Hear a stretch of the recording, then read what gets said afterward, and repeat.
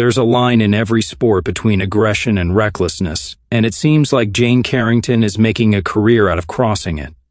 Physicality in basketball? That's nothing new. Elbows, box outs, hard screens. It's part of the grind. But Carrington's recent actions aren't just physical play, they're theatrical, dangerous, and rapidly spiraling into something darker. When a foul stops being a mistake and starts looking premeditated, it's no longer about competition, it's about intent. And Carrington's intent, judging by her on-court behavior, appears less about winning and more about intimidation, or worse, outright harm. In just a handful of games, Carrington's racked up more controversy than most players see in a season. It's not just one questionable moment, it's a pattern. One that's raising eyebrows, tempers, and legitimate concerns. The first blow came in a game against Skylar Diggins-Smith. Not a box-out gone wrong or a late contest, but a full-on, unnecessary body shot that belonged more in a boxing ring than on the hardwood. Then came Jessica Shepard, another target, another hit that looked anything but accidental. But the incident that's currently setting social media ablaze? Carrington reached up and grabbed her opponent by the hair, yanking her to the ground in full view of fans, cameras, and referees. It was not subtle, it was not ambiguous. And yet somehow, inexplicably, the league rescinded the flagrant foul. Let that sink in. In an era where player safety is supposed to be paramount, where replays can freeze a moment frame by frame, the WNBA watched that replay of someone being pulled down by the hair and decided it didn't warrant suspension. No ejection, no time off, just business as usual. How does that happen? We have to ask, what are we watching? Because this isn't just about one player losing control. This is about a system failing to respond, a league turning its head, and a dangerous precedent being set. Someone is going to get hurt. Seriously, potentially permanently.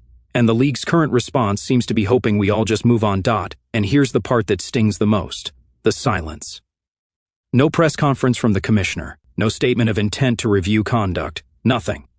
The WNBA, which claims to want to grow its fan base and demand respect on the global stage, is choosing inaction when it matters most. If leadership means anything, it starts with setting standards. But when a player is allowed to repeatedly cross the line without consequence, it begs the question: is there even a line anymore?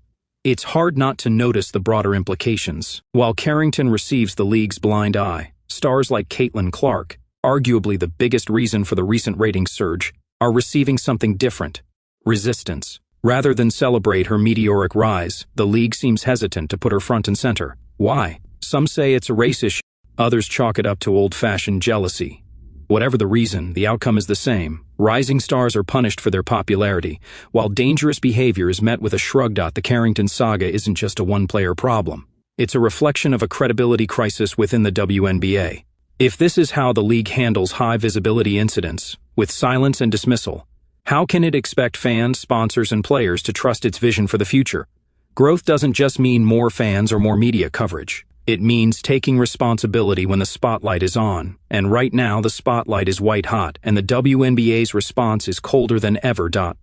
This isn't about hate, it's not even personal. It's about protecting the integrity of the game, about ensuring that future generations of players know where the line is and what happens when you cross it. You can be tough, you can be relentless, but you can't be reckless and expect to get away with it. The WNBA owes it to its athletes, its fans, and its future to send a message loud and clear: play hard, yes, but play fair. Because if the league doesn't step in now, when everyone is finally paying attention, it may never get the chance to do it again. And at that point, it's not just Carrington's conduct we should be worried about, it's the league's soul.